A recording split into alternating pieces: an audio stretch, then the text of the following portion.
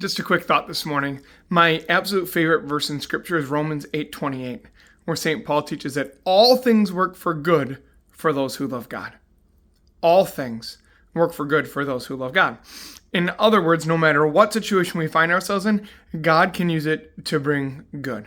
Here's my most bizarre situation I can think of with this as an example.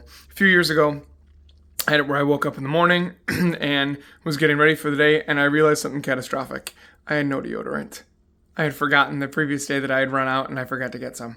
So I went to the store, and when I was there in the aisle with deodorant in hand, I bumped into some woman that I hadn't seen in years, and I was like, "Oh my gosh, how are you?" She's like, "Not good at all, Father." And I was like, "Well, would you like to pray?" And she's like, "Yeah, I really would." And so I prayed with her. She ended up like weeping at the end of it, and she's like, "Father, thank you so much. Like, seeing you here today and praying with you, this has given me hope."